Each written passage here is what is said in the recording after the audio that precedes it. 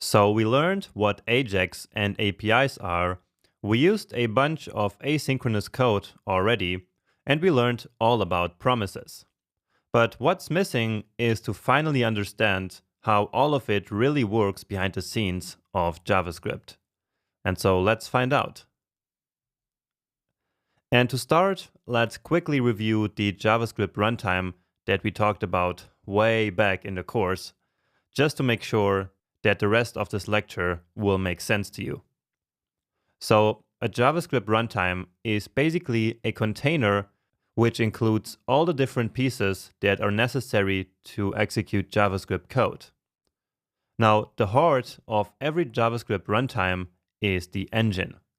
So this is where code is actually executed and where objects are stored in memory. So these two things happen in the call stack and in the heap. Now, what's important to note here is that JavaScript has only one thread of execution, and so it can only do one thing at a time. There is absolutely no multitasking happening in JavaScript itself. Now, other languages like Java can execute multiple pieces of code at the same time, but not JavaScript. But anyway, next we have the Web APIs environment. These are some APIs provided to the engine, but which are actually not part of the JavaScript language itself. So that's things like the DOM, timers, the fetch API, the geolocation API, and so on and so forth. Next up, there is the callback queue. And this is a data structure that holds all the ready-to-be-executed callback functions that are attached to some event that has occurred. Finally, whenever the call stack is empty, the event loop takes callbacks from the callback queue and puts them in the call stack so that they can be executed. So the event loop is the essential piece that makes asynchronous behavior possible in JavaScript. It's the reason why we can have a non-blocking concurrency model in JavaScript. And a concurrency model is simply how a language handles multiple things happening at the same time. But now, how does this non-blocking concurrency actually work? And why is the event loop so important? Well, let's find out. And let's focus on the essential parts of the runtime here. So that's the call stack, the event loop, the web APIs, and the callback queue. So as you know by now, a JavaScript engine is built around the idea of a single thread. But if there's only one thread of execution in the engine, then how can asynchronous code be executed in a non-blocking way? Well, that's actually the big question that we're going to answer in this video. So essentially, you will learn how the JavaScript concurrency model really works behind the scenes using all the parts of the JavaScript runtime that you already know. And as always, we will do this by looking at a real code example. So let's walk through the code line by line, and I will keep updating the call stack as we go. However, you already know how the call stack works, and so it's best that you focus more on the code and on the web APIs and callback queue. Okay, but now let's start by selecting this image element, and then in the next line, we set the source attribute of that image to doc.jpg. And as we learned before, this will now start to load this image asynchronously in the background. But this time we can actually understand what that mysterious background actually is. So, as you already know, everything related to the DOM is not really part of JavaScript, but of the web APIs. And so it's in the web APIs environment where the asynchronous tasks related to the DOM will run. And in fact, the same is true for timers, AJAX calls, and really all other asynchronous tasks. So again, these asynchronous tasks will all run in the web APIs environment of the browser. Now, if the image would be loading in a synchronous way, it would be doing so right in the call stack, blocking the execution of the rest of the code. But as we already learned, that would be terrible. And that's why loading images in JavaScript is asynchronous. So it does not happen in the call stack, so not in the main thread of execution, but really in the web API's environment, as I mentioned before. Now, if we want to do something after the image has finished loading, then we need to listen to the load event. And so that's exactly what we do in the next line of code. So here we attach an event listener to the load event of that image and pass in a callback function as always. In practice, this means to register this callback in the web API's environment exactly where the image is loading. And the callback will stay there until the load event is emitted. So we're handling asynchronous behavior here with a callback, just as we learned before. But anyway, let's go back to the code. And so in the next line, we make an AJAX call using the fetch API. And as always, the asynchronous fetch operation will happen in the web API's environment. And again, that's because otherwise we would be blocking the call stack and create a huge lag in our application. Finally, we use the then method on the promise returned by the fetch function. And this will also register a callback in the web API's environment so that we can react to the future resolved value of the promise.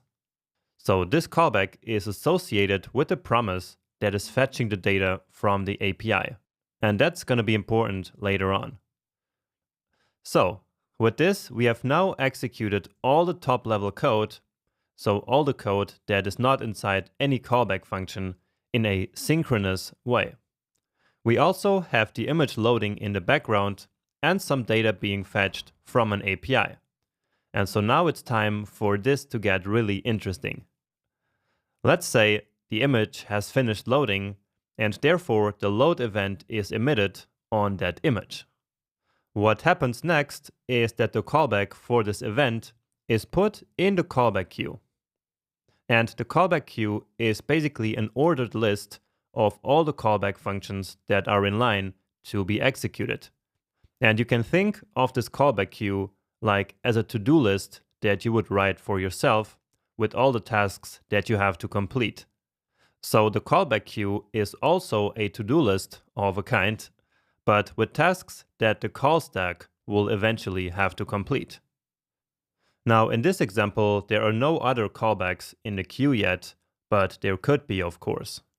So if there were already other callbacks waiting in line, then this new callback would of course go straight to the end of the queue, and there it would sit patiently for its turn to finally run. And this actually has big implications. So imagine that you set a timer for 5 seconds.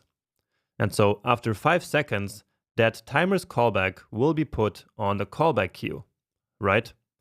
And let's say there were already other callbacks waiting, and let's also say that it took 1 second to run all of those callbacks.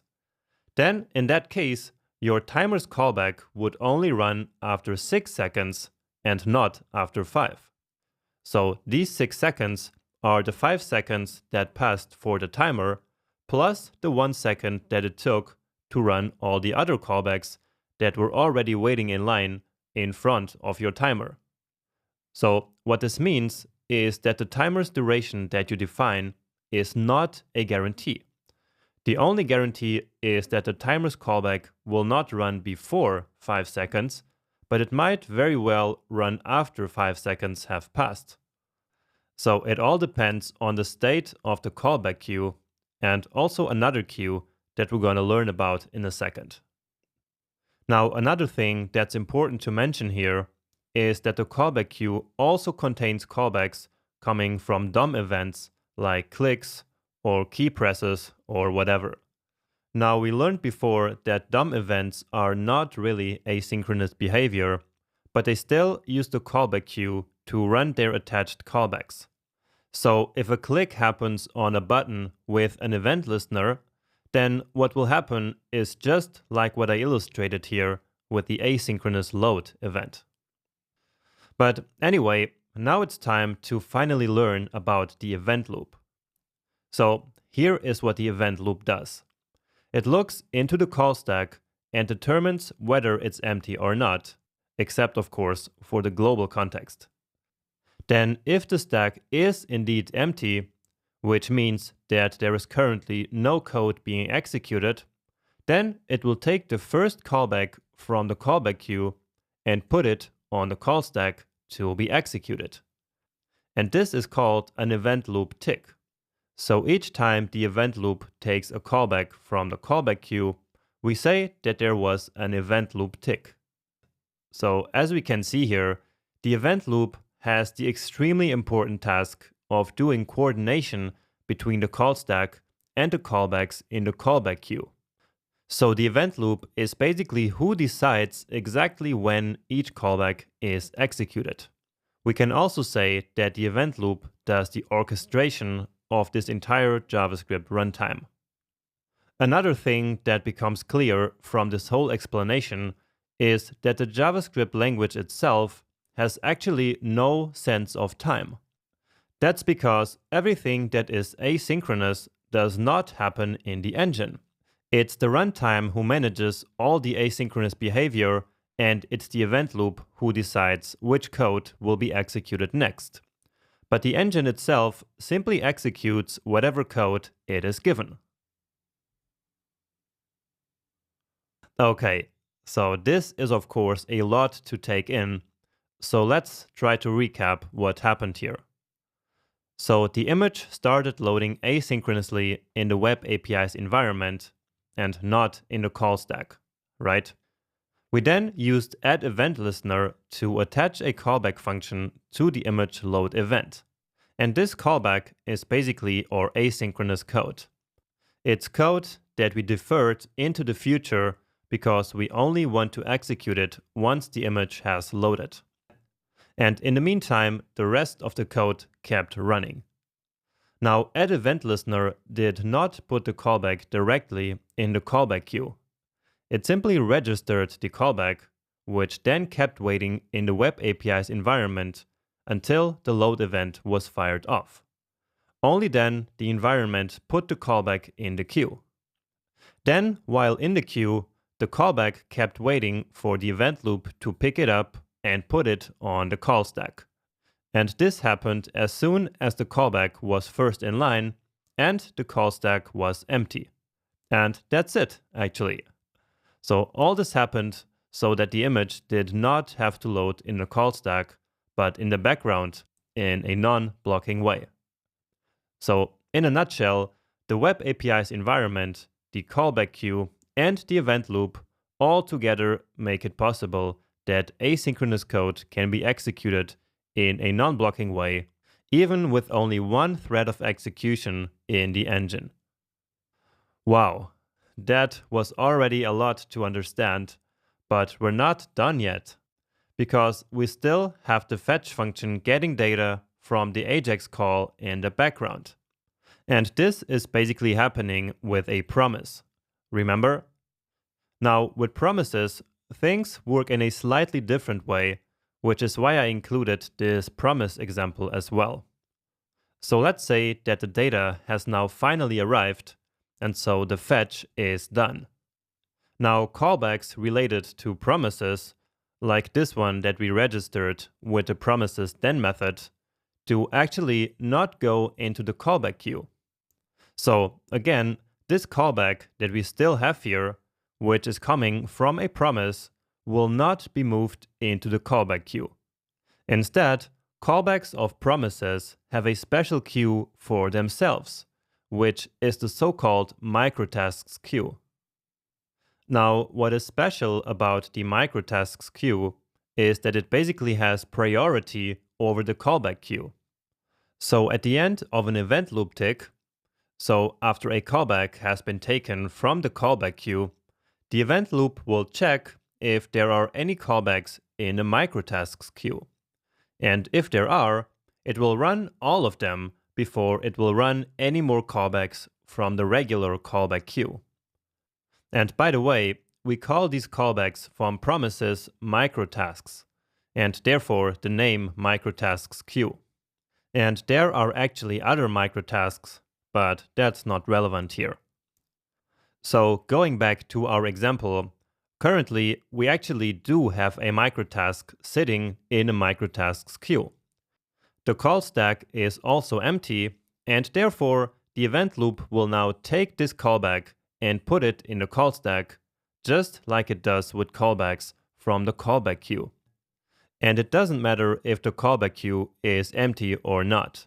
So this would have worked the exact same way, even if there were some callbacks in the callback queue. And again, that's because microtasks always have priority. In practice, this means that microtasks can basically cut in line before all other regular callbacks.